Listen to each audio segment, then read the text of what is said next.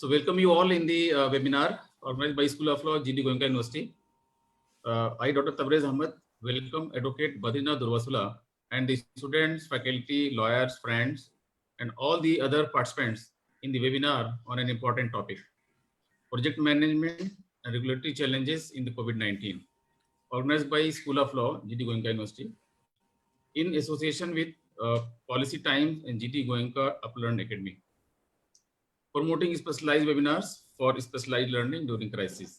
In today's webinar, we are having conversation with Advocate Badrinath Durvasula, the ex-Vice President, Legal and General Counsel for Hindustan Construction Company India Limited and Senior Vice President, Adani Group.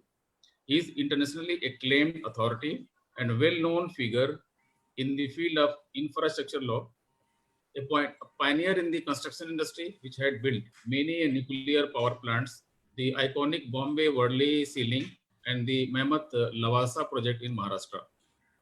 Before joining HCC, he was Senior Vice President and head legal for Adani Group, a $12 billion conglomerate. He is a well-known face at L&T. He also worked with the Reliance Industries, Asian Paints, and General Insurance Corporation of India. He carries with him over 30 years of rich experience in mergers and acquisitions, international contracting, contract management, arbitration, and litigation. He is joining tomorrow a major corporate in India, a global general counsel based in Mumbai. He has immensely contributed and proved to be moving spirit in the corporate legal world. He has handled several cases in Supreme Court of India and traveled extensively all over the world for handling legal matters, M&A activity, legal and financial due diligence, forming up transactions documents, long-term supply agreements, and ancillary agreements. He is also pursuing his doctorate in data privacy. We are feeling extremely honored and privileged that Advocate Badrinath has accepted our invitation and has found time from his busy schedule to have a conversation with us on the very important area of project management and regulatory challenges in the COVID-19. We welcome you once again in the webinar. There are innumerable, thank you. There are innumerable challenges globally due to lockdown in almost all the countries in the world. It has disrupted the availability of workforce, supply of raw materials, supply chain, assembly lines. There are also disruption of supply and demand and consumption of goods and services. Due to that, millions of contracts are frustrated, having impossibility of performance and losing the objectivity and purpose of the contract. Millions of people are losing jobs and most of the big projects are getting delayed and will not be completed as per the agreed timelines. Almost all the multinational companies are going in losses and lot of medium and small enterprises are becoming bankrupt. There are questions for the survival of various well-reputed universities in the world who were dependent on the foreign students. As per the reports, 12% students are going to discontinue their education, which was generally 3% earlier in normal circumstances. In fact, most of the well-known global universities, including Michigan University, Cambridge University, are suffering losses from $500 million US dollar to $1,000 million US dollar. Now, a lot of players are going for invocation of force majeure, renegotiation of the contract, reworking of performance schedules, impact assessment of performance, and increased cost of working. What we see that there will be flooding of litigation once the lockdown gets over. Therefore, my first question is to Mr. Badrinath is that what are legal requirements and how the contracting parties can go for invocation of force majeure classes in the multi-country scenario due to COVID-19? Thank you, Dr. Tabrez. I think our association goes a long way, almost about more than 15 years. And I have been seeing through steadfastly be a thorough professional with legal acumen in terms of heading the universities of substance and the name and the fame. And I really thank you for giving me an opportunity to be present before you. For me, you are a teacher and you are a guru. But apart from that, today there are a lot of people who have been with us, maybe the students, maybe others, maybe professionals. But nonetheless, it's my privilege to speak about the project management. You touched upon a very raw nerve about the COVID and its impact all over the world. yes, it's a very critical situation we are going through. And post this pandemic, the hell is going to break loose. That's the only word I can say from a project management perspective. So before I get into straight away the force majeure part of it, let me tell you a little facet about the project management. After all, what are these projects and what is the project management? Project is anything that is under a construction or an execution or about to deliver some kind of a services. An IT service is also a project. So also setting up a building or inauguration of a building is a project. And setting up a power plant is a project. Setting up a refinery is a project. So these are all the projects of various sizes. Why I'm giving this kind of a description is that people have got a different perspective about the project, that the project should be something which is visible. Sometimes it may be invisible also. But the point is that it's all the projects are under a particular contract. So having said about the contracts, there are two types of contracts. One is that the contracts which are based in India and the contracts which are outside India. Having worked in both the geographies, both in India as well as outside India, the perspective of both the things are going to be slightly different. So that is where I'm trying to elongate or extrapolate the kind of a thought to give a kind of a little perspective. So every contract has got its omnibus clauses, maybe about 40 to 50 kind of a clauses will be there, and a number of annexures associated with it, which are like the performance, when they will start, when they will end, what kind of a price, what kind of a contingencies, how the kind of a price escalation. These are the various facets of a kind of a project management.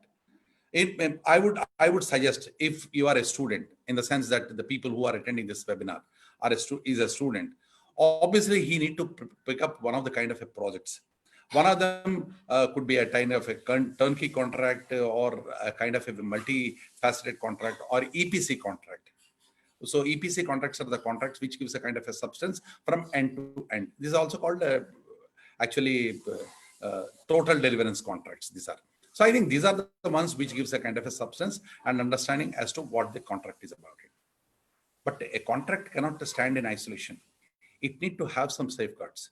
So which are those safeguards? One of the safeguards is that impossibility of performance for some reason or other. There could be many reasons by which there could be some kind of an impossibility that might set in. Like precisely today, we entered the COVID scenario. In the COVID scenario, all the employees have stopped working. The managements have said, don't go and work. And the principals, that means the ones who give you the contract, they've also said, please don't come to the site. The government said, don't move out of the home. And police said, you can't even travel anywhere.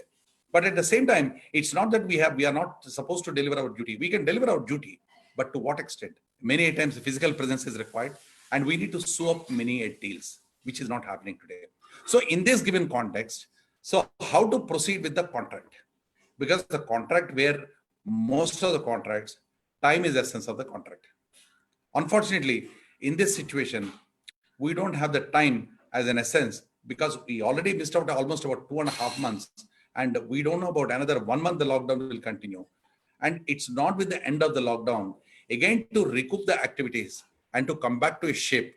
I think it will take about 6 months for us to be normal, assuming for a moment the pandemic will end by next month, which is an impossibility.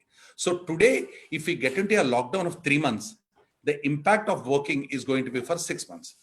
And imagine if the lockdown is going to be extended beyond 3 months, I think proportionally the kind of a period also will extend. So that's how we are at a very major spot in terms of execution of a contract. Now I'll try to come to your question of force majeure. After all, force majeure is what?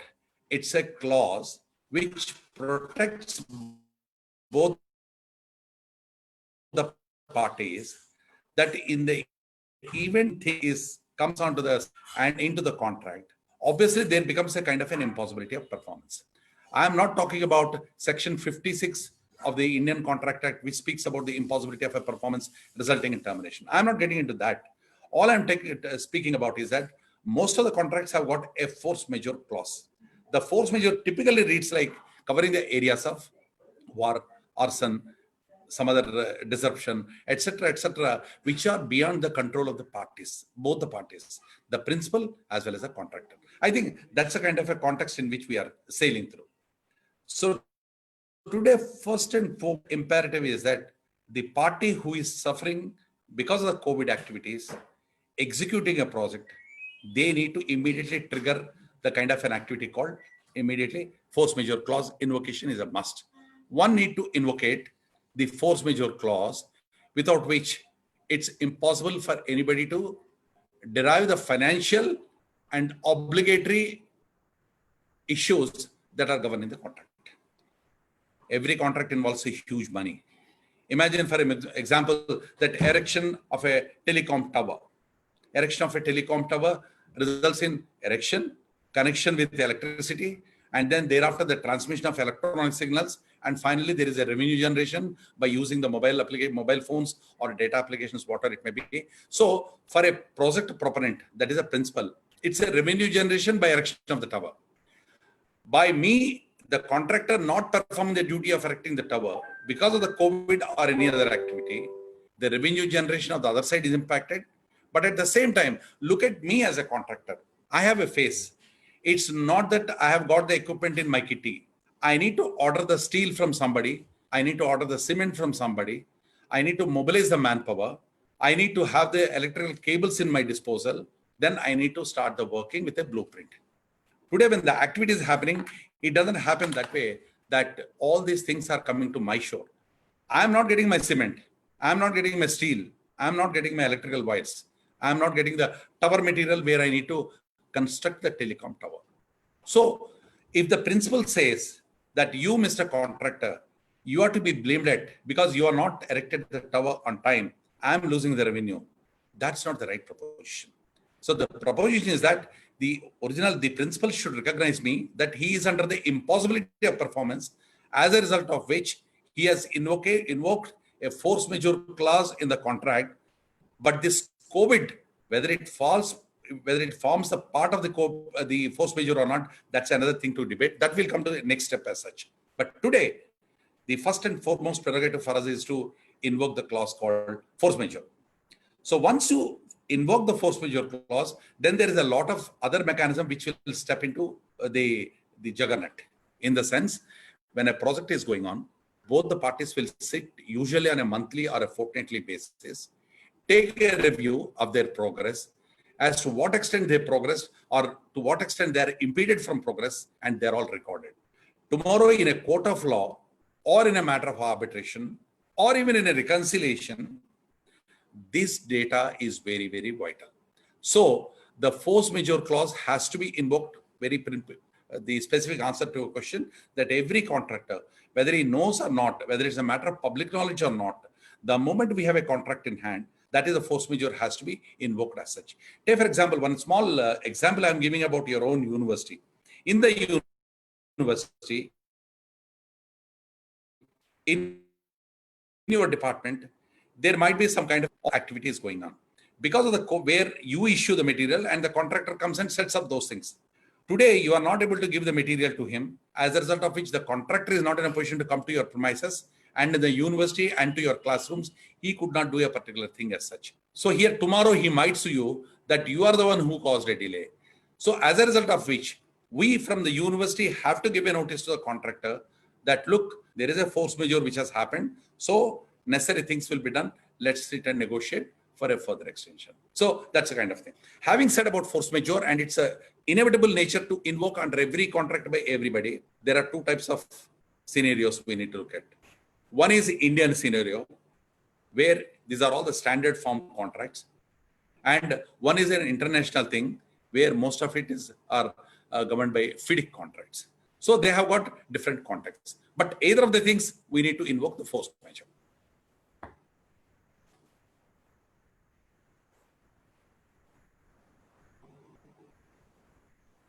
You are under mute. You are in mute.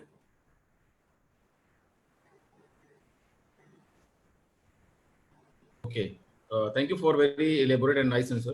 My next question is that how to do the balancing of rights during the renegotiation of the contracts to avoid litigation? I think what we have done is that we have taken a sweeping stick in terms of, in the sense that what happens, what if analysis. As I was telling you some time back, it could take about 6 months to come back to normalcy. It could take about 8 months. Can we predict it today? Today, as we speak on 31st of May, we are not sure that this pandemic is going to end on 30th of June. All we have done is that it's going to pan out for some time, but we do not know about it.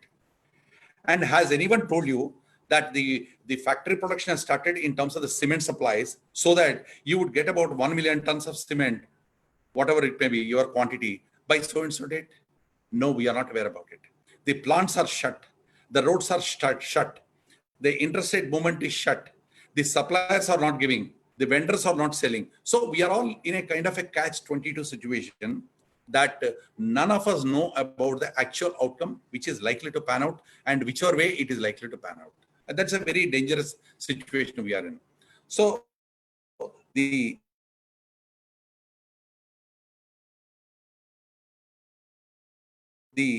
sum total of this is that the uncertainty.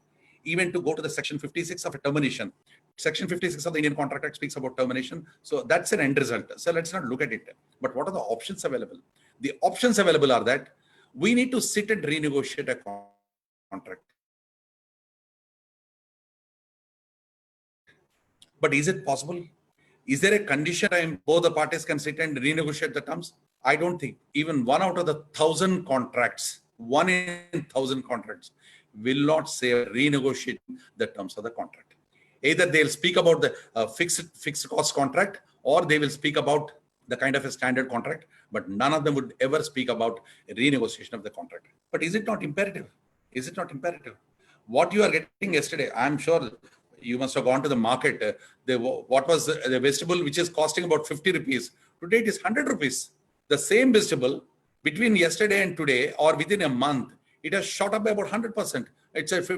The sugar, which was normally available for about 38, 40 rupees, today we are not getting the same sugar. The sugar is about 60 rupees. So everything, there is a cost escalation which is happening.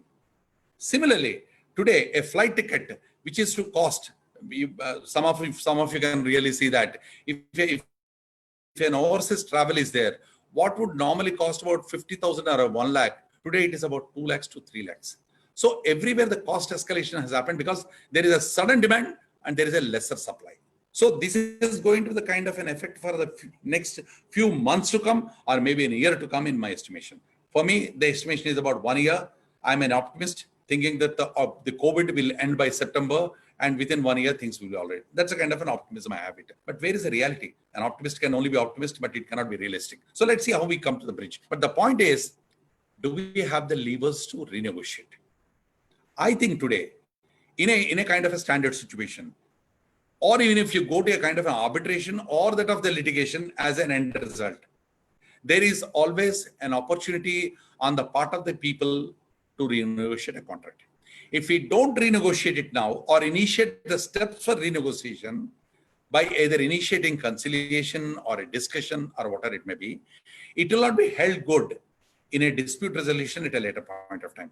So it's good that each of the parties, we don't know which side of the, we said one would be, but both sides should immediately stating that essentially the contractors will write to the principal rather than the principal writing back to the contractor. Usually it is all the contractors who write to the principal that we want to renegotiate the contract because of so and so situations. You know that this has happened, this has not happened, etc. I'll just give you an example, which is a bit of an interesting example. I was working in a Saudi shore. In Saudi Arabia, in one of the projects, the work is happening at a brisk pace. Things are moving very fast. Suddenly what happened is that there is a kind of a sand blow which comes in. It's called a sandstorm. The sandstorm is nothing short of a cyclone. It's a huge cyclone. When it comes, nobody could see each other. It's a very dangerous thing. People get killed. The sand gets into every limb of your body if you're outside. So there are special suits, special warnings, and all your project, wherever you are erecting the project, sometimes becomes invisible. That means you can't even see the project. Entire thing will be covered by sand. So that's also kind of a COVID situation. I mean, it's an impossibility of the performance. You cannot start from the point where you left, and you cannot restart to the point where you are supposed to start. So that's where I have given immediately not only the force majeure. Force majeure is one aspect of it. Yes, you've given a notice because you're on the good side. But the point is that I needed to renegotiate the contract because the sand need to be cleaned up. It's not that just the sand is cleaned up by putting up blowers, But beyond that, there has to be some kind of checks and balances which need to be done with the calibrated equipment. It's not that equipment is already put and there is a motor and sand is taken away. The motor will function. I cannot assume that. I need to take out the motor again and I need to test that motor and again refix back. So these are the kind of things which are very similar to COVID situations. So there are terms associated with the renegotiation of the contract have to be initiated. How do we renegotiate? Just an example for the people who are not into the project management, but they need to know a little about the project management. Like typically when you come to the class, to the university, to your LLB lecture, morning to you about eight sessions of maybe 40 minutes each or whatever it may be. So Professor A, Professor B, Professor C to Professor 8. All the 8 professors will come. Here also in a project management, there'll be kind of a sequential events which will happen. There'll be a civil work, there'll be mechanical work, there'll be electrical work, there'll be kind of a connectivity work, there'll be kind of an erection work, there'll be testing work, and there'll be commissioning work. I'm just making it very simple. These are the 8 classes of a project management. So they are called schedules here. In the classroom, we call it a professors and the classes. Here we call it schedules and the kind of the achievables which at the end of the schedule as such. So what happens is that each of the schedule need to be completed in a particular time. Today, because the COVID has come and there is an impact, we as people who are at the bearing the brunt end, we need to give a kind of an indication. In my schedule number 1, I am impacted by 2.5 months. In schedule number 2, I'll be impacted by 4 months. In schedule number 3, I'll be impacted by 5 months. And schedule number 8, my commissioning and testing. Schedule number 8, I'll be impacted by 1 year. Like that, I need to state. I'll just give a kind of an example to your classroom. In the classroom, if the professors doesn't come and the classes doesn't start, your academic year is not going to finish by April. Obviously, the academic year is going to be extended till about September. All the professors will get crashed. They will do extra classes, etc., etc. But at least there is a September deadline. Here also, to negotiate that, how to renegotiate a contract, you need to go into the breakdown analysis of the project, give each of them what kind of a delays are happening, then accordingly move about it and indicate to the principal as to what kind of timelines you are looking at it. Then the renegotiation becomes a more practical kind of a renegotiation. Professor, I think I have covered up to a certain extent. I'll continue further. Thank you for very elaborate and very well-defined answer. My third question is that what are the factors to be taken into account while reworking schedules as a new version of the contract? I think an excellent question. Reworking of the schedules. I just touched upon the schedule part of it. Now reworking of the schedules. Again, let's go back to university. In the university, let's say, for example, you have about 10 faculty members. 5 of the faculty members are, let us say, example I'm just giving, are from Tamil Nadu. They went to Tamil Nadu before the COVID. And all of them are stuck because they could not come. So you have 5 professors who are stuck. Another 5 professors only holding the baton. And you need to complete your syllabus. The university is under great stress. As a dean, you are under almost, you will be taking about 2-3 subjects. Your colleague will be taking about 2-3 subjects. You are not thorough with the subject, but again, you need to get back to the moorings. It's a big stress you'll be undergoing. The second option is that you will engage some consultants who are available in Delhi, near to GDU Goenka University. The consultants will now come in. So you need to teach the consultants, look, this is the course my previous professor has left. You need to cover this patch is something which you will discuss with them. Okay, fine, they will come and do it. But are you satisfied with the consultant's work? No, it's not so. Again, you will send this mail to your colleague in Chennai, ask him, the consultant is saying like this, is that fair enough? Can we cover this way?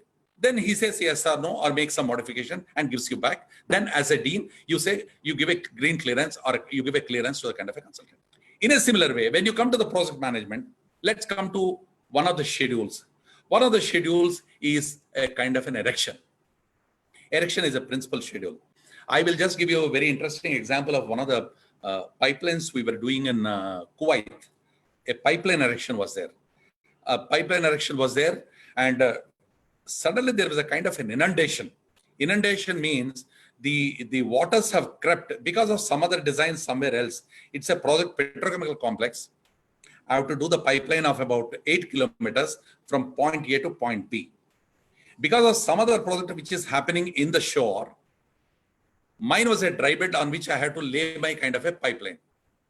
And suddenly there is an ingress of seawater, and seawater started coming into my land, which is a dry bed.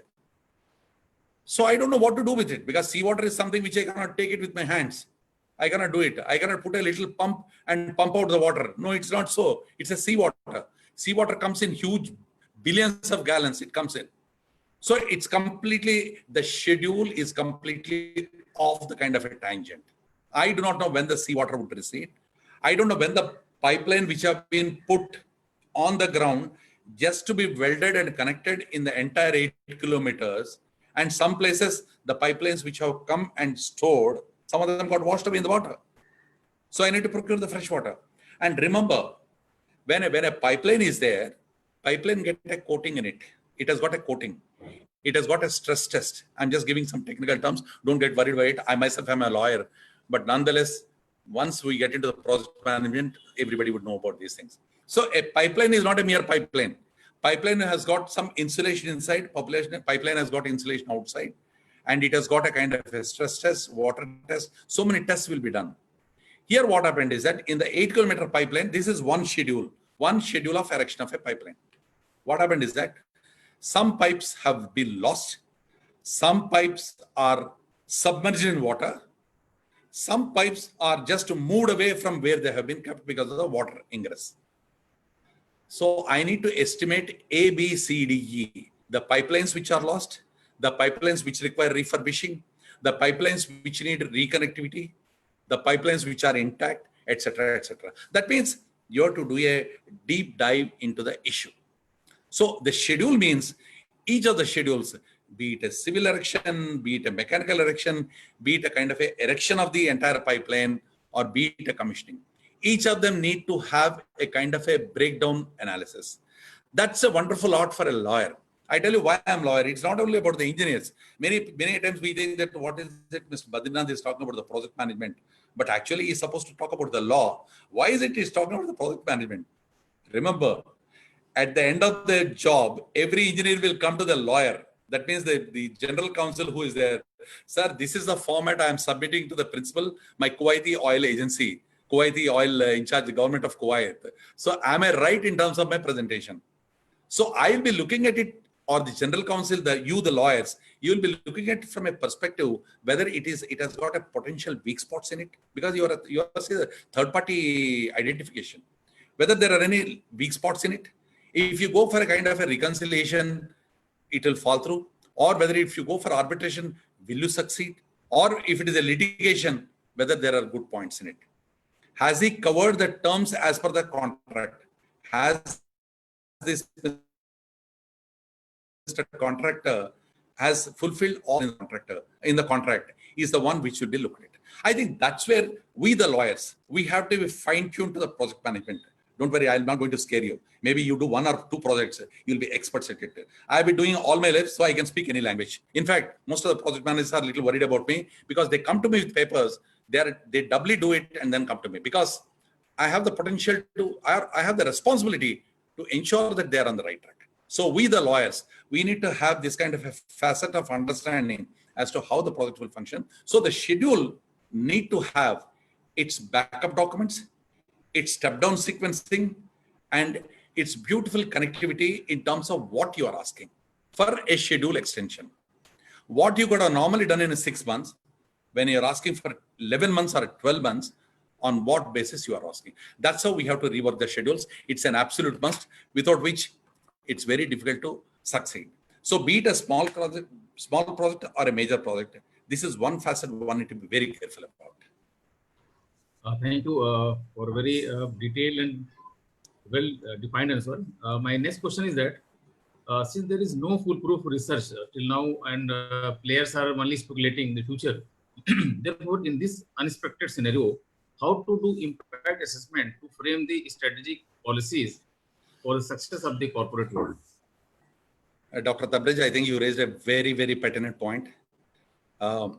This is a very sensitive issue, which every industry, be it a telecom industry, be it a petrochemical industry, be it a kind of any kind of a service industry, IT industry, every industry is today grappled with. Today, we all know for sure, as much as your university is impacted, so much so my company is impacted. And as much as your service provider at your home, hello, he is also impacted. Every one of us is impacted. So let's look at the holistic scenario of India. I'm only confining myself in this present juncture to India. Then we'll extrapolate. Let's look at India. In India, from academics point of view, I'll just speak so that it's easy to begin with. Let's start academically. I'll start with. Say, for example, University Grants Commission. Correct me if I'm wrong, but otherwise, just I'm giving from my example. University Grants Commission take a holistic view of India. There are about 500 there are 500 universities or 1,000 universities, and the COVID has started on March of 26th, and it is going to end on so and so, so and so. And the University Grants Commission declares that the impact of this COVID on academic institutions is 114 days. Say, for example, 114 days. They come to some conclusion, a team sits, and finally SSS, it's 114 days is a kind of an impact assessment. So whatever happens to the academic calendar is as a result of 114 days impact one need to take into consideration. It's not that 114 days will be extended in every academic year. No, not necessarily. Maybe in about 40 days, you can compress the 114 days. But impact assessment is something very important. The impact, how much impact has got a cost to it. Professor, if I have the liberty to say so, today, the university, let's say your budget per month on your legal department professors is about, let's say about 1 crore of rupees, 1 crore. Because the COVID impact has come, you need to extend the faculty cost, etc., by another 3 months, let's say, instead of 114 days. So your cost is not going to be 1 crore per month.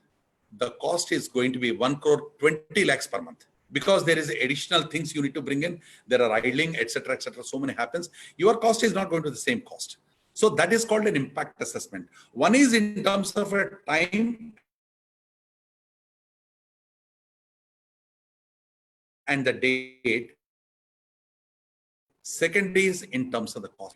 We say that yes, time impact is about 114 days and cost impact is as against every 1 crore you spend, the cost impact is 1 crore 10 lakhs. They say they give a directive. So whether you at your university, whether you spend 125 lakhs or 110 lakhs, the UGC is going to support you for 1 crore 10 lakhs. So that's a kind of a cost assessment, the time assessment as well as the cost impact. Now I'll come back to my field, not the university. I'm trampling. I'm sorry for that. Now I'll come back to my field. When I come back to my field, the kind of impact, we have regulators. We have a telecom regulator. We have an oil and gas regulator. And we have an IT regulator. We have an insurance regulator. There are so many regulators which are there in the country as such. You are quite aware about it. And there are roads and buildings, NHAI, National Highways Authority of India, NHAI, because so many roads are being laid in India. All the roads are under shutdown.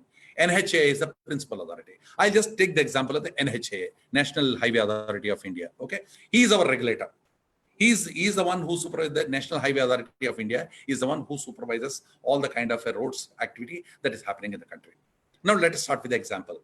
Let's say, for example, in the Golden Quadrilateral kind of road building, they come with an impact assessment stating that the kind of a time which they have lost in laying up the roads is about 150 days.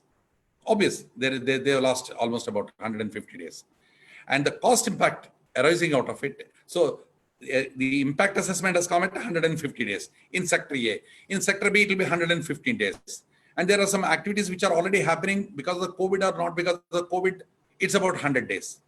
Why I'm saying this is that if you take the example of railways, railways have massively deployed their track expansion during the COVID time because it's all free, their movement is there, modes of material is available, they've done it. So for a railway, the impact assessment is less when compared to the road because here the cement and steel have to come from outside. So that's kind of a thing. So next assessment is about 112 days. Then accordingly, they will formulate stating that this is the kind of a value which you need to give. For every 100 rupees of your contract, you have to escalate it by 15%. They come with that. Okay. So I as a contractor or the contractor community or whomsoever is rendering the services, they'll be comfortable to at least absorb that 15%. For some people, it could be 70% escalation. Some people, it could be 25% escalation. But there is an element of comfort. So what I mean is impact assessment is that we have several structural regulators in India who are working within the framework of law and whose word or whose statement has got a bearing on the contract, the performing contract. So when they and when they come out with the kind of a value proposition, that value proposition is something we and right to the various sectors. Clear. You're on mute.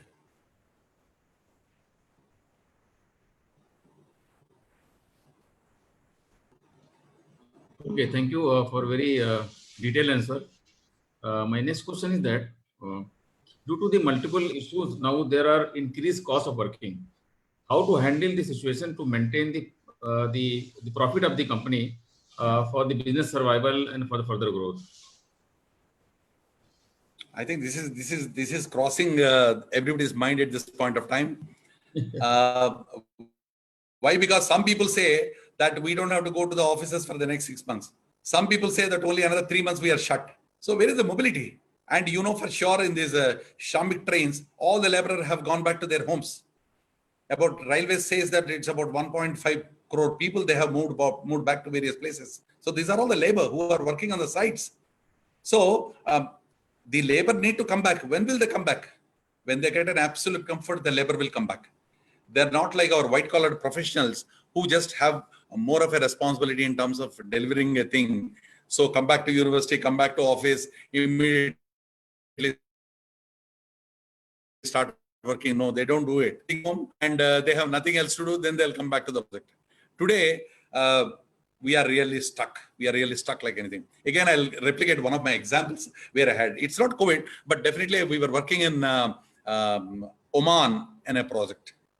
In the Oman, we were doing, it's a shipbuilding project.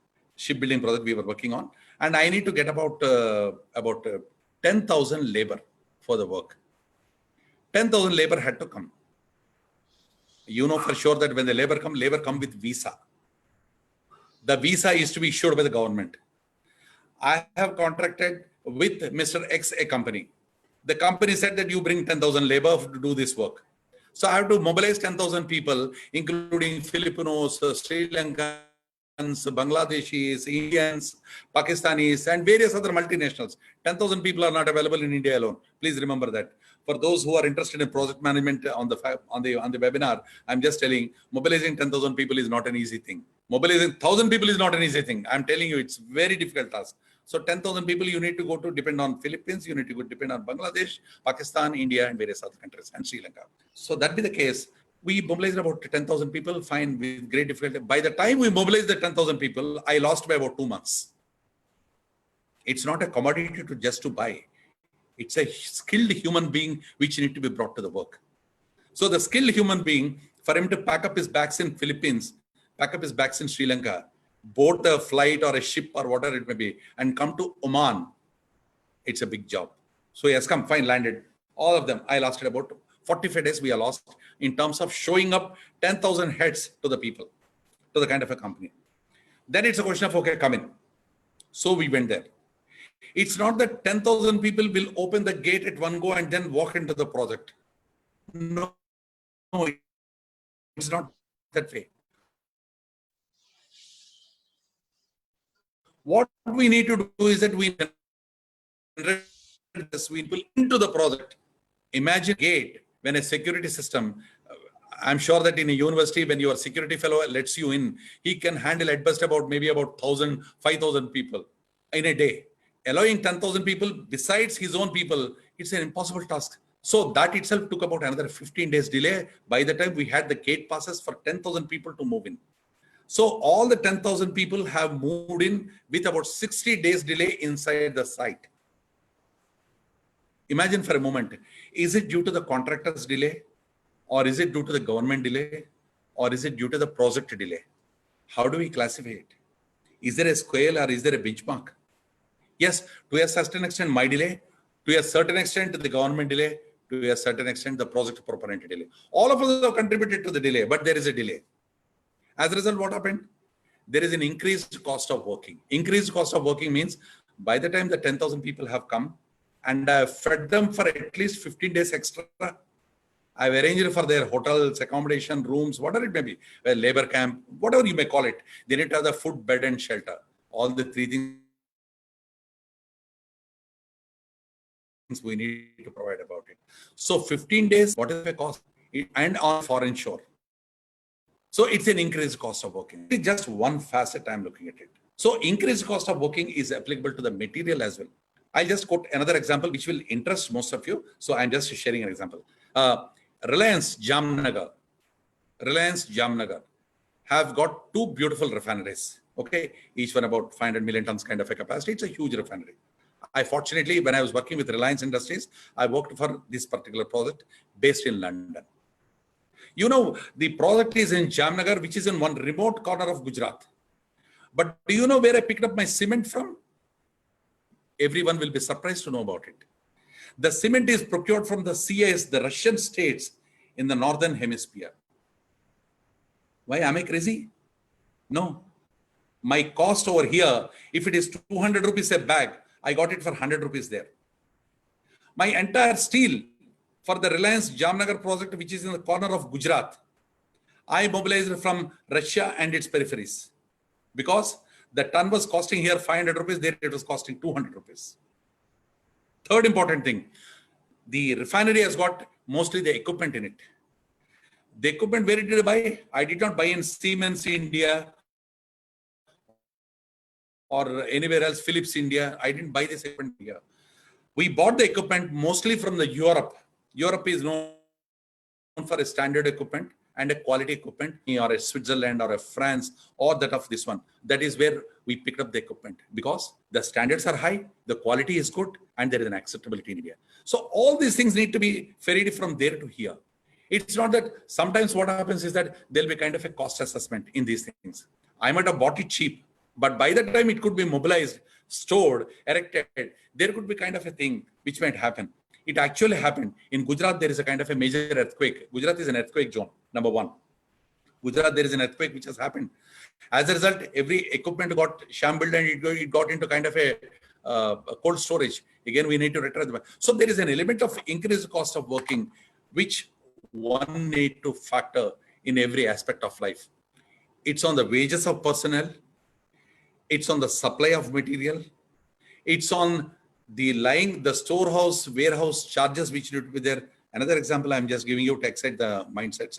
Today, the Maruti cars, you must have seen and read in papers, in the month of April, not a single car has been sold of Maruti. It's just a story of Maruti, but it is a story of every company. Nobody sold a single car during the month of April. So where were these about 1 lakh cars they produced? Where were these 1 lakh cars lying? They were all lying in various warehouses. Do you think the warehouses will come cheap? Are you not paying the rent? You have to pay the rent. You have to pay excessive rent because you need to hire more godowns. You need to hire more place. So there is an increased cost of working because these things are lying idle for about 2 months, 3 months. Even now the sales have not picked up. So in every facet, including that of the lease rentals, salaries and wages, supply of material, shipments, like an example, I just read the example of the flight cost. What was costing you a courier about 100 rupees earlier, now post-COVID, the same courier would cost you 500 rupees. Just wait and watch. Because there are not many planes to take off the load and there are not many people to really deliver. So that be the case, there is an increased cost of working in every facet. So how do you really calibrate that increased cost of working? How do you again speak to your project proponent is something which one need to articulate. Here the legal profession comes to its best. Again, you look at the provisions of law. A material manager will simply say that, sir, my cost has become X plus 20%. But where is the protection for you in your contract? Is there a protection for you? Just look at the price variation. There is a clause called price variation clause in every contract. In the price variation contract, in the price variation clause of the contract, it would have 3 specific attributes. 1, a fixed cost. 2nd, a variable cost. 3rd, a quantum cost. So there are various facets of the price variation. So the legal man has to advise the project manager, look, my dear gentleman, you are covered not for X plus 20%, you are covered for X plus 5%, but your increased cost of working. So that's how you need to calibrate, compute, submit all your data to various people so that it really excites you in terms of executing the project on the sound lines which you are supposed to execute. I'll just quote one more example and then end this particular topic. There was a very interesting example of, I think Dr. Tabraj heard me before about one Zabatika project of in Thailand. We were doing a I was working with the Larsen and Toubro. We were doing one Zabatika oil and gas offshore project. In that offshore project, there was a structural which we need to erect it under the sea. There is a seabed. Nobody could see the seabed. Whatever your owner says that this is my seabed, it has got so much of a compacting of this, that I need to believe on it and I erect a structure. When we actually went to do the structure, there was a tsunami just before that, somewhere else. But the seabed where I'm supposed to erect my structure, it got completely disturbed. It is no more the sand and clay combination which I was having before accepting the contract. Before accepting the contract, it is 80 clay, 20 sand is my contract. I'm just giving you an example. And post tsunami, when I went to actually do the contract, it is a 50 clay and 50 sand. When the sand is more, the soil is very loose. When the clay is there, the soil is very strong. That means I have to entirely rework my whole thing. If I'm putting about 1,000 tons of steel on the seabed, today I can't put 2,000 tons of steel. It will float and go away. I have to put 2,500 units of steel on the seabed. So this is very, very dangerous thing. That's called what is called the increased cost of working because of yes. Here, post-COVID, you can expect that many places, there'll be kind of a change in design. They'll ask you to change. Why I'm saying this is, most of them will cut short because their expenses are going up. They'll try to prune their kind of budgets.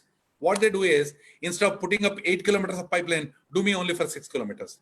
Instead of doing 10 units of work, please do me 5 units of work. That's good enough for me because my project will run.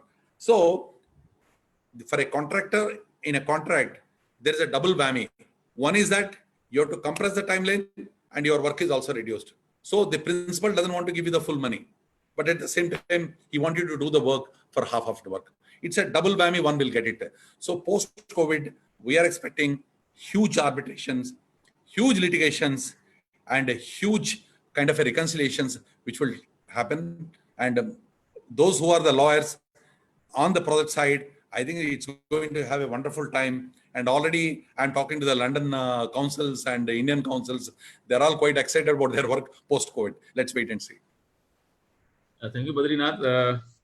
What do you feel? Because you have just mentioned that during the Jamnagar refinery, Reliance has taken material from different countries. And now because of COVID-19, there's a lot of people have shy to sale, purchase, export, import. This is quietly hampered. In this scenario, I think what is going to be the impact on export-import, balance of payment, the currency of the particular country, and ultimately going to hamper the international business? What is your view on these points? No, it's an absolute reality. What you have said is about the kind of a scene which you are foreseeing for yourself. I'm very happy that you could raise this question.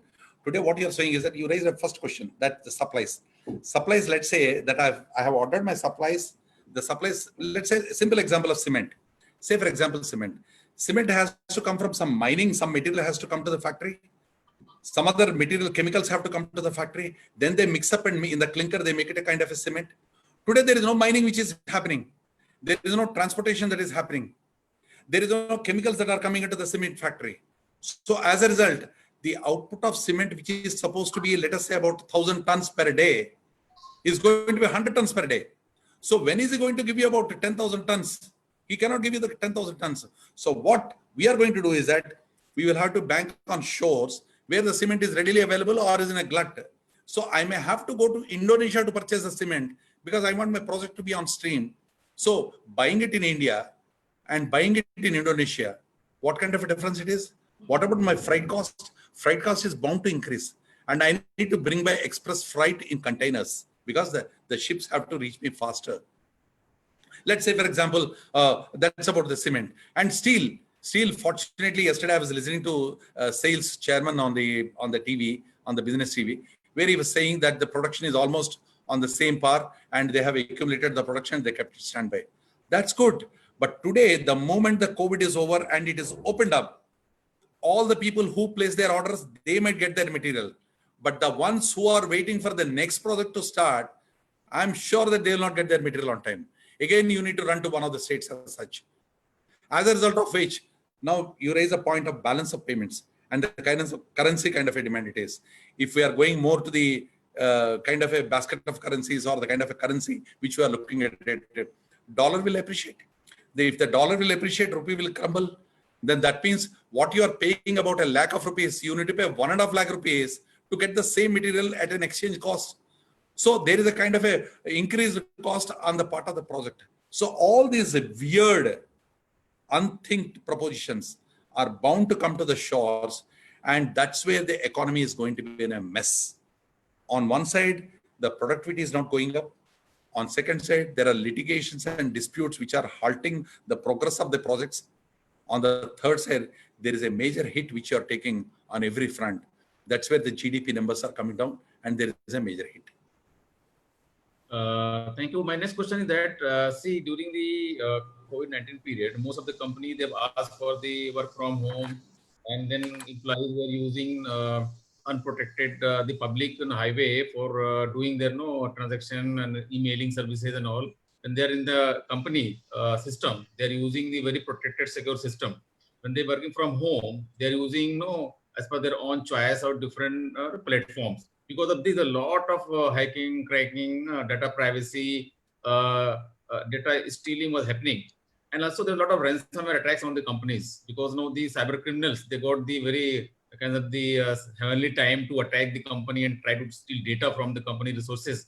In this scenario, what do you feel that what should be done? Because the security of the system of the companies to avoid the ransomware attacks. And also the companies are now raising their budgets for the security system because they have to more and secure system. In this scenario, there's further cost to the company. Now, how to then handle the situation? I think this is something which is a very, very practical question, which all of us have been facing it. And there are 2-3 things I would like to clarify before I get into the budgetary part of it. Whatever systems we are using from home, it is the same official laptop, or even if it's a personal desktop also, it's configured with that of the office. And so the security is not breached because it necessarily goes through the network of the office kind of a security. But I'm not saying it's 100% foolproof. Okay, working from home, working from office servers, it has got a different connotation. Working from home, your home server and network, etc., data network, it's all a different connotation. Yes, there are leaks, there are breaches, there are security breaches, there is an information float. It's one part of the criminal gang which is at its best at this point of time in terms of taking away the data of every particular company. Some have been hacked by about 5%, some have been hacked by about 50%. Yes, it's a reality that because of the lax in security of the systems, most of the data got breached and it went out. Now today, it's been quickly realized, and either the services have been stopped or the security systems have been upgraded to a great extent. Both the places there is a cost element to it. You are paying somebody not valuing his work, and you are increasing the systems which are not expected of you to increase in a normal course of operation. So again, here it's a double impact we have. The people who are to work, they didn't work, and the systems which are normally functioning, there is an additional systems which have been brought in. So there is a huge budget impact.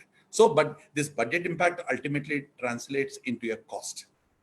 The cost is again costing, pretty well. The costing will be ultimately passed on to the customer. But in every situation, we cannot pass the cost. Say, for example, the IT cost is something which we cannot pass on to the customer because this is supposed to have been your backend and it is for a prolonged period. If an IT system is installed in a company, it is supposed to have been valued down for a period of 3 years at least. If a laptop is bought, that's supposed to have been valued down about 4 years. So this is the kind of a value we take. But today I cannot pass on the cost. So there is an increased burden on the company's balance sheet, and the balance sheet will show more of an assets and the kind of O&M costs, operation and maintenance cost, the profitability will take a beating. Without getting into that, I'll just one more example of the banking I'll give you. After all, what is the bank's, how do the bank's balance sheet look like? The banks make money on the interest which they generate.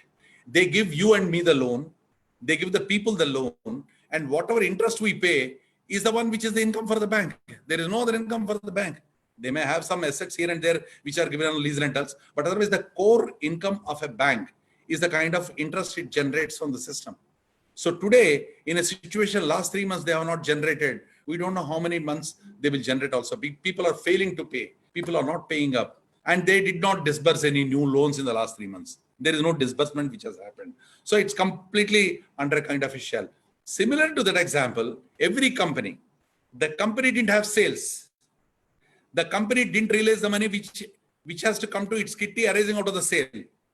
Normal turnover period is about 40 days to 60 days for us. We are not getting our money back because there is nobody to pay. So all these things have got a major impact on the profitability of the company. And this will have a very negative effect. That is where in one of your questions, when you said the impact assessment part of it, the impact assessment has got a very important relevance to the kind of thing. I'm just telling you, post this COVID impact, even the accounting standards will have a different aspects which will be crept into. They will introduce a new accounting standard whereby the profit accumulation, probably for the current year, they will introduce, this is my wish. Let's say, for example, the futuristic years of profit, let's say Y2, Y3, Y4. That means the next year, the other year, and the other year. There are 4 years, I'm just looking at it. Y2, Y3, Y4, if I take it. And Y1, if I'm making 1 unit of profit, probably there could be an accounting standard that I can pull back some of the profits of the Y2, Y3, Y4 into my Y1. So that's a kind of a scenario we are looking at it. And globally, this is a kind of a change. Pricewaterhouse and others, everybody will bring. But definitely, yes, the balance sheets are going to bleed. The cost is going to increase, and we cannot pass on the benefit to the customers. And the contracts will be remaining the same, and there'll be many disputes. I hope I've answered you. Thank you. My last question is that regarding the ease of doing business, India was doing very well because it has raised several numbers and became one of the heaven for ease of doing business. And the corporate law and international trade law plays a very important role in the ease of doing business. And because of COVID-19, now everything is now changed. So, and also you are handling, already you handled the different cases in the USA, UK, European Union, several courts we have handled. You have very good experience of the in various countries, corporate laws, international trade laws. What do you feel that where India should improve and where we can make some changes to further improve the ease of doing business post-COVID period? It's a very big question. Academically, you have a better answer, but yes, practically, I will give my sensitive answer. You brought in a very sensitive thing because I'm becoming sensitive to it. I'm becoming sensitive to the issue. Welcomed. Have you seen an Indian context? I don't think so. Dispute is always seen with a kind of a reversal. Dispute is never welcome here. In a foreign shores, I was mentioning about 2 types of contracts, the FDIC contracts and the standard form contracts. India is mostly governed by standard form contracts, and overseas it is mostly governed by FDIC contracts. FDIC ensures that there is a window for each party to put up their issues, resolve it quicker, resolve it faster. There is a mechanism available under this one. When you come to the Indian standalone contracts, the contracting terms are completely unilateral and one-sided. I don't have to say about that. All of you know about it, and all the students know about it. So, first of all, the kind of a balancing in the contracting format is something which we need to really think about it. Why not we go the FDIC way? Why not India adopt the FDIC contracts as a kind of a template contracts? Who have to do it? The government of India has to do it, because the government of India has got about 60% contracts to various people in India. It is only 40% which is the private contracts. The major contracts of the Indian contracts, 60% are government. If you adopt the kind of a FDIC contracts to Indian shores, probably the kind of a balancing that happens, that is there. Second, Say, for example, we cross this path of contracting and we have to inevitably end in dispute. Then obviously, you know that there is a kind of a dispute settlement mechanism. Alternative ADR is there. But in comparison to overseas versus India, is the ADR effective in India? At least my perspective is no. ADR is not at all effective. So where do I go? I go to arbitration now. Now let's look at arbitration. Arbitration in overseas, if you look at the London Chamber of International Arbitration, or ICC arbitration, or Singapore International Arbitration Center, or that of the Hong Kong International Arbitration Center, all these arbitration centers are run with a kind of an institutional guidance. When it comes to India, we just took some baby steps in 2015 amendment and 2019 amendment. The 2019 amendment to the Arbitration Act has brought in a kind of a councils. The arbitration councils have been recognized at the moment. Which are the councils which have been actually recognized, which the Supreme Court has taken in its stride? It has not yet come. It will take its own sweet time. But already we are lagging behind. Today, a dispute, if I go to London, I can tell you with the conviction, the day on which we start the arbitration, that is the day they will give the last day of the arbitration, award date. I know both the dates. I am starting on 1st of June, and I know my date when the award will be pronounced. So I have a certainty. Here in India, we still bank on ad hoc arbitrations, as well as we have on arbitrations on institutional basis, but who are yet to be recognized. This is the second major drawback. One is a contracting, second is an arbitration. Third, let's come to the courts. When we come to the courts, you know the kind of a number is some 3 crore matters which are lying in the courts, the kind of a hearing it takes place. On an average, for a matter to sail through from point to point, on an earnest basis, it's about 15 years, and it could be as high as 25 years also. So that's the kind of a scenario we are in. So there are various things which we can do. I'm not here to really propagate those things as such. But what we need to do is that as a business enabler and the kind of the working excites and the business need to come up from India, we need to tweak in these things. Alternative dispute resolution mechanism, ADR mechanism, and arbitration are something which we need to quickly promote it. And we need to bring the standards of FIDIC. Don't call it FIDIC contracts, but you bring the good facets of the FIDIC into your working, make it a kind of an equal distant kind of a equation so that the companies work very profitably and ease of doing business becomes really good. I have about 10 steps. We don't have time to really deliberate. At least 10 I can suggest to you subsequently. Thank you. I want your suggestion for those students who want to make their career in corporate law. You have a very wide experience of working in different countries and jurisdictions. So where do they focus and how they bring those skills required in future to become the corporate law experts? Fantastic question. I think this I've been very fascinated to speak about it today. I'm not something boasting of myself, but I'm also a guy who studied in a single teacher school, who studied in vernacular, who came to Bombay. My only luck is I came to Bombay and I worked with good corporates. So it all depends on mindset as to how much you want to learn. Today also, let me tell you, before coming to speak to you, I prepared for 1 hour and then came to the talk show. Because that has to be the constant endeavor. Today, the lawyers are in great demand in corporate. As I told you, tomorrow I'm joining in a major corporate at a global role where I have to handle the Americas, Canada, Europe, and that of India. I think that's a kind of a role. What is it this little guy is doing so much of it? You may think about it. But no, all of you can do the same thing. You students, those who are aspiring to be the corporate lawyers, you can all achieve the same thing. All you need to have is that, what are the facets which, have you gone through a contract in its full text and context? No. Have you really gone through some of the landmark judgments this country has given?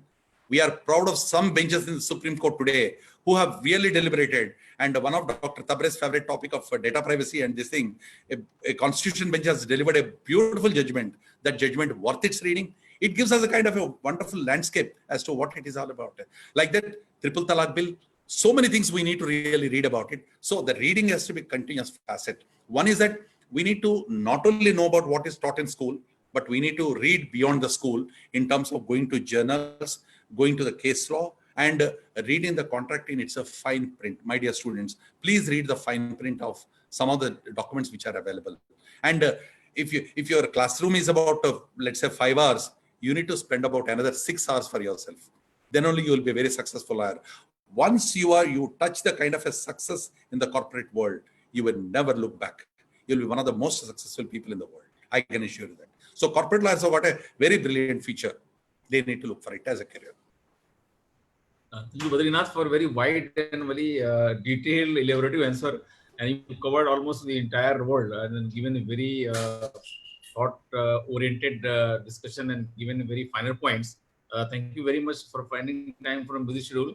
And we wish you all the best for your joining tomorrow, ISAR. Let me disclose. Yes, sir. I'll be heading as I'm the Group General Counsel and Senior Vice President and Group General Counsel, SR Group, SR at the apex level. So I think you're going for to all be over their operations, covering the entire world, handling and maybe more traveling in post-COVID. So wish you all the best for your future journey. I think you bring definitely a lot of values to the SR Group, as you brought to Reliance, and then L&T and then HCC. So great to see your journey and growing. We feel proud that being an Indian lawyer, you are handling a lot of cases in the foreign courts. So it's great to see and wish you all the best. I thank you once again for your finding time and agreeing to speak in these difficult times.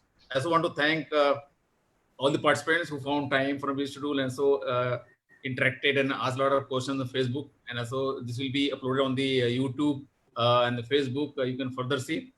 I also want to thank my managing director, Mr. Nipun Goenka, our president, Dr. Suktu Bhaskaran, my registrar, Mr. Dhirendra Parihar, and the entire digital marketing team led by Mr. Mohit Arora.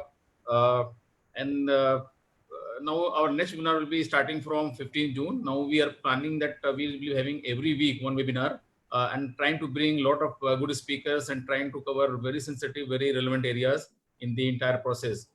We thank you once again to all of you. Keep safe, be healthy, and be happy. Thank you, all of you. Thank you, Dr. Tabraj. Thank you for the opportunity. Thank you.